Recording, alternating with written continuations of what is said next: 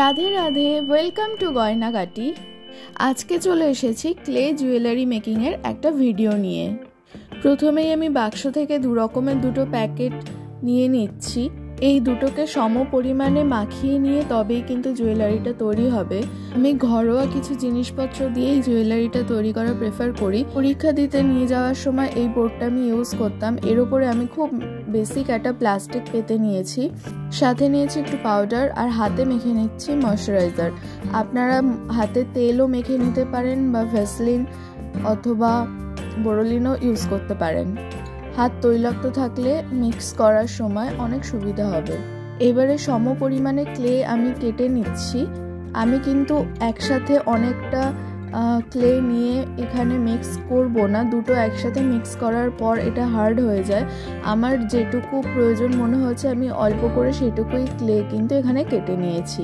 যদি কেউ প্রথম ক্লে নিয়ে কাজ করেন তাহলে আমি বলবো তাকে একদম অল্প পরিমাণে ক্লে মিক্স করতে থাকুন এবং কাজটাকে এগোতে থাকুন, তাহলে আপনার ক্লে নষ্ট কম হবে। এবারে আমি এটাকে ভালো করে মিক্স করে নেওয়ার পরে ছোট্ট ছোট্ট করে কিছুটা অংশ কেটে এরকম আলাদা করে নিচ্ছি। আমি আজকে একটা গোলাপ ফুল বানানোর চেষ্টা করব, তাই গোলাপের যে পাপড়ি বা প্যাটেলগুলো হয় সেগুলোর জন্য এই ছোট ছোট করে টুকরোগুলোকে কেটে নিয়েছিলাম। এবারে প্রথমে একটা এরকম কুড়ি বা বৃন্তের মতো শেপ দিচ্ছি। এটা খুবই সহজ, আপনারা নিজেরাই চেষ্টা করলে পেয়ে যাবেন। বাকি যে সার্কেল বা বলগুলো ছিল এগুলোকে একদম সিম্পলভাবে আঙুলের সাহায্যে জাস্ট চ্যাপটা করে নিচ্ছি প্রেস করে। খুবই সহজ পদ্ধতি, আপনারাও চেষ্টা করলে পারবেন। তো অনেকগুলোই আমি এরকমভাবে তৈরি করে নিয়েছিলাম। এবারে আমি পাতা বানানোর জন্য প্রথমে ক্লেটাকে চ্যাপটা করে নিয়েছি। এবারে দেখুন দুটো দিক থেকেই এইরকমভাবে একটু প্রেস করে হালকা হাতে ছুঁচালো মতো করে দিচ্ছি। প্রসেসটা কিন্তু ভীষণই সহজ, তবে একটা কথা বলবো, শেপগুলো দিয়ে দেওয়ার পরেই যদি অ্যাটাচ করার ব্যাপার থাকে সাথে সাথে করবেন না। খানিকটা ড্রাই হয়ে যাওয়ার পরে ওগুলোকে অ্যাটাচ করবেন, কারণ সাথে সাথে অ্যাটাচ করতে গেলে অনেক সময় কিন্তু শেপটা প্রপারলি আসে না। যখন হালকা ড্রাই হয়ে যায় তখন আপনি যদি শেপ করতে চান তাহলে দেখবেন জিনিসটা খুব সুন্দরভাবে অ্যাটাচ হচ্ছে। তো পাতায় এবারে আমি এরকম দাগগুলো করে নিচ্ছি যাতে প্রপার পাতার মতো দেখতে লাগে। এটা করার জন্য আপনারা স্কেল ইউজ করতে পারেন, না হলে কাঁচিও ইউজ করতে পারেন। বাড়িতে থাকা সামগ্রী দিয়েই কিন্তু এই শেপগুলো অনায়াসে তৈরি করে নেওয়া যায়।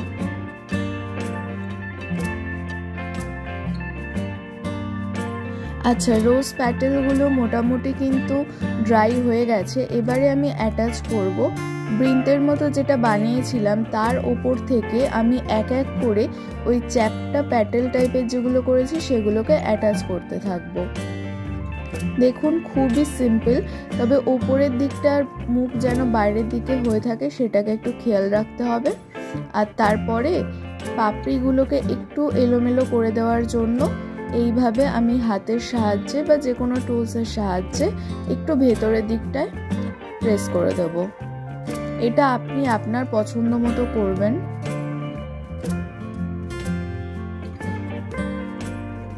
এরপরে এক এক করে আমি আবারও প্যাটেলসগুলোকে অ্যাড করতে থাকবো এবং শেপ দিতে থাকবো বাইরের দিকটায়। যদি মনে হয় হাতের সাথে ক্লেটা আটকে আসছে তাহলে একটু করে পাউডার আপনি আপনার নিজের হাতে অ্যাপ্লাই করে নেবেন। বাই দ্য ওয়ে, টুলস দিয়ে ওটাকে শেপ দেওয়ার থেকে আমার এখানে মনে হলো আমি নিজের আঙুলের সাহায্যেই বেশি ভালোভাবে শেপটা দিতে পারছিলাম, বেশি ন্যাচারাল লাগছিল এটাই, তো আমি সেখানেই আবার কনভার্ট হলাম। এইভাবে এক এক করে আপনি আপনার যতগুলো ইচ্ছা ততগুলো প্যাটেল এখানে যোগ করতে পারেন।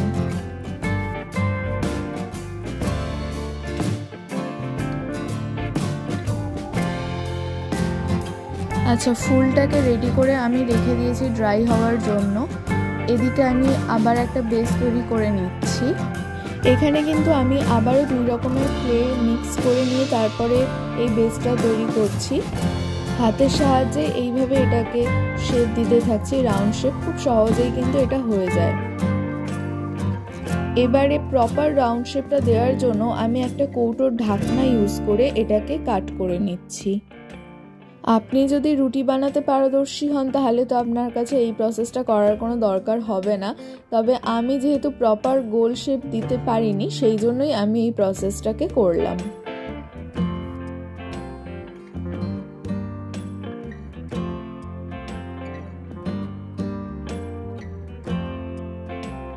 দেখুন খুব সুন্দরভাবে কিন্তু একটা গোল শেপের বেস তৈরি হয়ে গেছে। এবারে সাইডের যে অংশগুলো একটু এবড়ো খেবড়ো হয়ে রয়েছে সেগুলোকে আমি যতটা সম্ভব এখান থেকে রিমুভ করে দেওয়ার চেষ্টা করছি। যদি না পারেন তাহলেও কোনো অসুবিধা নেই, কারণ পরের যে প্রসেসটা করব সেটাতে ওটা ঢেকে যাবে। আমি আবারও কিছুটা ক্লে নিয়ে এইভাবে একটু লম্বা শেপ দিয়ে নিয়েছি দুটো। এবার এগুলোকে পেঁচাতে থাকবো একসাথে, একদম টুইস্টেড হয়ে যাবে।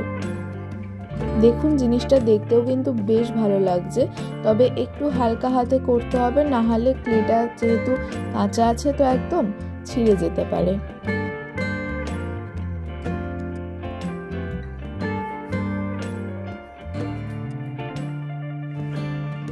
এটাকে এবার এর উপর থেকে আমি বর্ডারের মতো ইউজ করে বসিয়ে দিচ্ছি। আমার দুটো ক্লেই এখনো পর্যন্ত কাঁচা আছে, তাই জন্য কিন্তু আমি এটা ডিরেক্টলি ভাবে বসাচ্ছি। যদি আপনার ক্লে শুকিয়ে যায় তাহলে এই প্রসেসটা করার আগে আঠা অ্যাপ্লাই করে নেবেন। আমার বর্ডার রেডি হয়ে গেছে। এবারে একটা ব্রাশের সাহায্যে বেসটার ওপরে আমি এইভাবে একটু শেপ দিয়ে নিচ্ছি, একটু ছিদ্র ছিদ্র করে নিচ্ছি। বেসটা কিন্তু কাঁচা থাকা অবস্থাতেই এই প্রসেসটা করতে হবে, যদি হালকা শুকিয়েও যায় তাহলে এটা সুন্দরভাবে তৈরি হবে না। বেসগুলো সেমি ড্রাই হয়ে গেছে, এবারে একসাথে অ্যাটাচ করার পালা। তো সবার প্রথমে আমি পাতাগুলোকে ওই মেন বেসটার ওপরে প্লেস করে দিচ্ছি। এখানে একটা কথা বলে রাখি, আপনি আপনার ইচ্ছা মতো ফুল বা পাতার সংখ্যা বাড়াতে বা কমিয়ে নিতে পারেন। আমি যতটা সহজভাবে পসিবল হয় এখানে দেখিয়েছি। আপনি চাইলে আরও ফুল অ্যাটাচ করতে পারেন, আরও পাতা অ্যাটাচ করতে পারেন। বেসগুলোকে একসাথে অ্যাটাচ করার পর আমি একদম রেখে দেব রেস্টে, যতক্ষণ না পুরোপুরি শুকিয়ে যাচ্ছে। তার মধ্যে আমি কানের দুলটা তৈরি করে নেব। কানের দুলের জন্য আমি গোলাপ তৈরি করছি, তবে একটু অন্যরকম প্রসেসে। আমি শুধুমাত্র প্যাটেলগুলোকে রেডি করেছি ছোট্ট ছোট্ট করে, সেগুলোকে একই রকমভাবে আমি একটার পর একটা অ্যাটাচ করতে থাকছি, তাহলেই ছোট্টখাট্ট একটা গোলাপ ফুল রেডি হয়ে যাবে। প্যাটেলসের সংখ্যা আপনারা আপনাদের পছন্দের মতো ইউজ করতে পারেন। আপনারা চাইলে 5টাও ইউজ করতে পারেন, চাইলে 10টাও ইউজ করতে পারেন। শেপটা আপনি একদম আপনার মনের মতো করে তৈরি করে নিতে পারেন।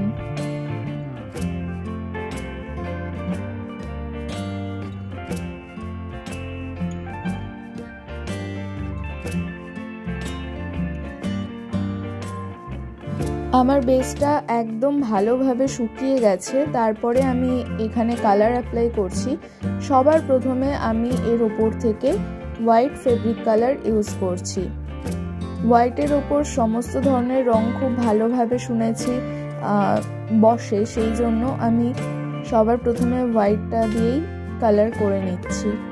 একটা কথা বলে রাখি, এখানে রং তুলি সম্পর্কে কিন্তু আমার খুব স্পষ্ট ধারণা নেই। আমি শিখিনি কোনোদিন, নিজের মতো করে চেষ্টা করি, যেটা নিজের ভালো লাগে সেইভাবেই আমি চেষ্টা করি, আর এখানেও সেটাই করছি সাহস নিয়ে। সো আপনাদের মধ্যে যদি এমন কেউ থাকেন যার কাছেও আমার মতো খুব একটা এক্সপিরিয়েন্স নেই রং তুলি সম্পর্কে, তিনি কিন্তু পিছিয়ে যাবেন না। আপনার যেরকম মনে হয় আপনি নিজের ইমাজিনেশন দিয়ে সেইভাবেই রং করতে থাকুন। হোয়াইট কোটটা শুকিয়ে যাওয়ার পর আমি ইয়েলো কালার ইউজ করছি শুধুমাত্র ওই বেসটার ওপরে। এটা খুব সাবধানে করতে হবে, দরকার হলে আরও সরু তুলি দিয়ে এটাকে করতে থাকবেন।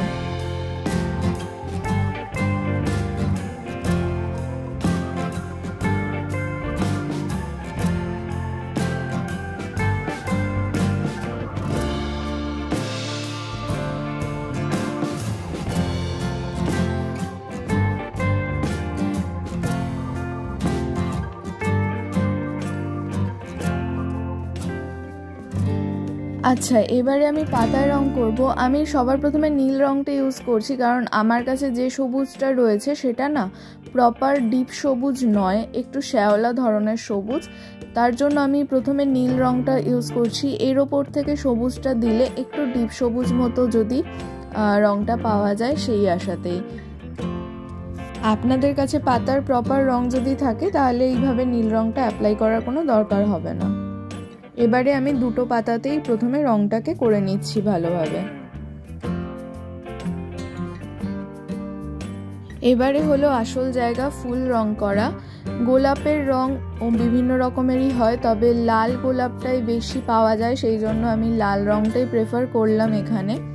যদিও পরে আমি আরও কারুকার্য করেছি, সেগুলোকে আশা করছি দেখবেন আপনারা আপনাদের নিজেদের মনের মতো করে এখানে রং করবেন। যদি মনে হয় শুধু লালটাই ভালো লাগছে তাহলে সেভাবেই আপনারা কিন্তু ছেড়ে দিতে পারেন, কোনো অসুবিধা নেই।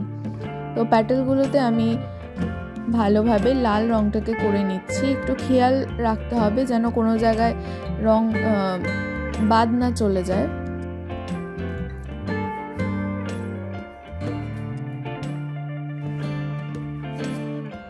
লাল রংটা কমপ্লিট হয়ে যাওয়ার পর আমি এর ওপর থেকে হালকা হালকা হলুদ দিয়ে দিচ্ছি। অ্যাকচুয়ালি আমার বাবা একবার বাড়িতে একটা গোলাপ গাছ এনেছিলেন, আর যার ফুলটা ছিল কিছুটা এইরকম ধরনেরই। পাপড়িগুলো পুরোপুরি লাল ছিল না, তাতে দেখছিলাম কোথাও কোথাও এরকমভাবে হলুদের একটু ছিটে ফোটা মতো ছিল। সেখান থেকেই আইডিয়া নিয়ে ভাবলাম যে এরকম একটু চেষ্টা করেই দেখি কীরকম দেখতে লাগছে।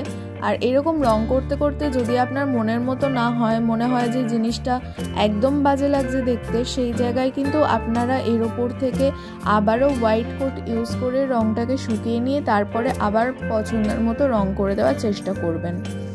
এবারে যে বর্ডারটা করা ছিল তার ওপর থেকে আমি অরেঞ্জ কালার অ্যাপ্লাই করছি।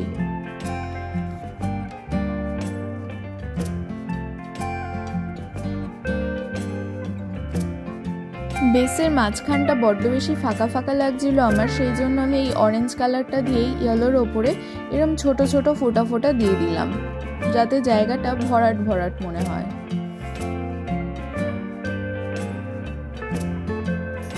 আচ্ছা, এবারে এর সাথে ব্যাকড্রপ অ্যাটাচ করার পালা। আমি লাল আর হলুদ দুটো কালারের কম্বিনেশন এখানে ইউজ করছি। প্রথমে সুতোটাকে পুরোপুরিভাবে আনফোল্ড করে নেব।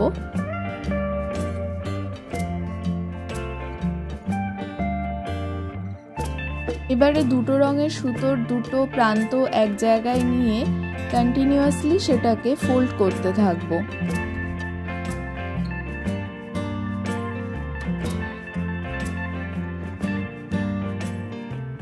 এটা এবারে ব্যাকড্রপের মতো শেপ নিয়ে নিয়েছে। দুটোকে এবারে আমি অ্যাটাচ করব। এই প্রসেসটা করার আগে কিন্তু রঙগুলোকে আমি ভালো মতো ভাবে শুকিয়ে নিয়েছিলাম। তো ব্যাক সাইডে আমি আবারও আঠা অ্যাপ্লাই করছি। এর ওপর থেকে সুতোগুলোকে বসিয়ে নেব। একবার কিন্তু দেখে নেবেন মাঝ বরাবর যেন ঠিকঠাকভাবে আপনি দড়িটাকে অ্যাটাচ করছেন, কারণ যদি হেলে যায় তখন কিন্তু পুরো জুয়েলারিটার ভিউ খারাপ হয়ে যাবে।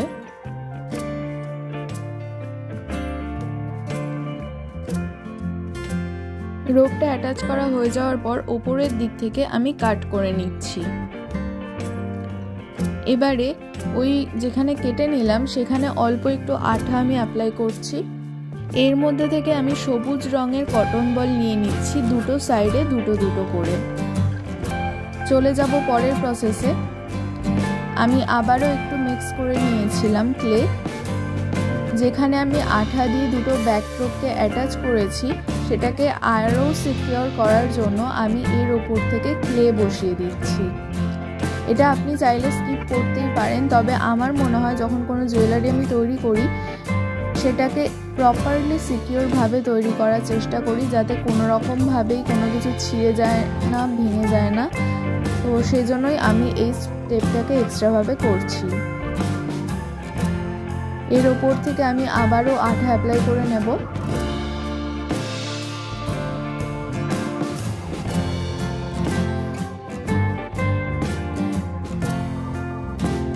এবারে ক্লেটাকে এর ওপর থেকে বসিয়ে দিচ্ছি।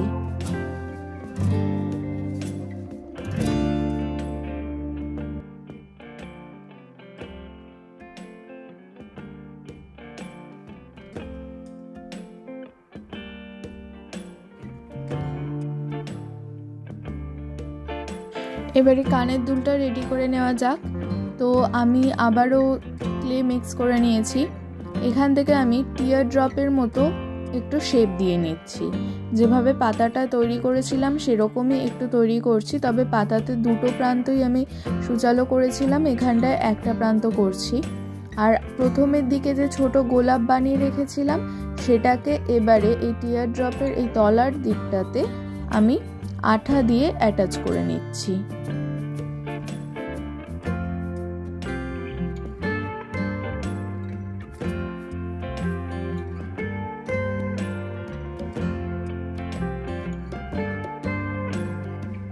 দুটো বেস আমি রেডি করলাম।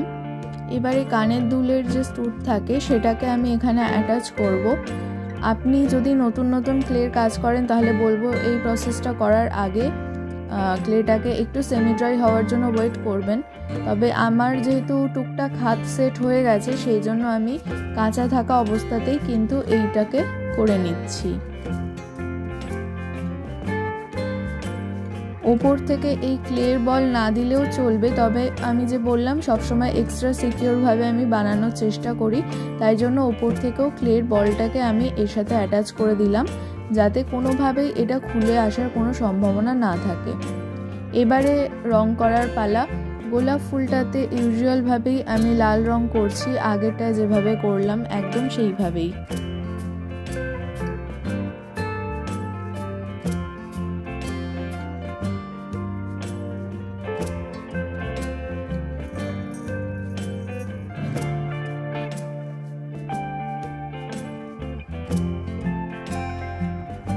লাল রংটা অ্যাপ্লাই করা হয়ে গেছে, এর ওপর থেকে আমি এবারে হলুদ রংটাকে অ্যাপ্লাই করছি।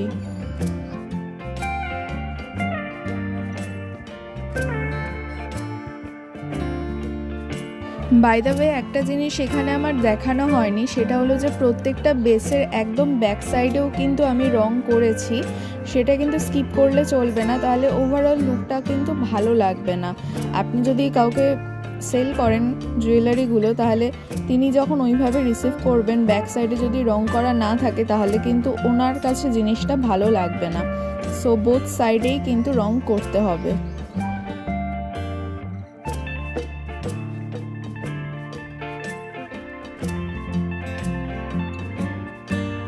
পাপড়িগুলোতেও আমি হলুদ রঙের টাচ দিয়ে দিচ্ছি যেভাবে আগে করেছিলাম।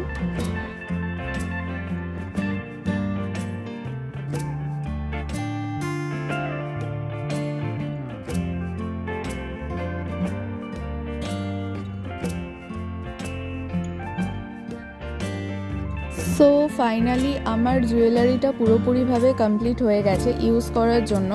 রং করে নেওয়ার পরেও কিন্তু আমি ওভারনাইট এটাকে ড্রাই করতে রেখে দিয়েছিলাম। এই জুয়েলারিটাকে রেডি করতে আমার কিন্তু পুরো 2 দিন সময় লেগেছিল। এনিওয়ে আজকের এই ভিডিওটা আপনাদের কেমন লাগলো আমাকে কিন্তু কমেন্ট করে অবশ্যই জানাবেন। যদি ভালো লেগে থাকে তাহলে প্লিজ একটা লাইক করে দেবেন এবং সাবস্ক্রাইব করে আমার চ্যানেলের পাশে থাকার অনুরোধ রইল। সবাই ভালো থাকবেন, stay safe, be creative. Tata, Radhe Radhe.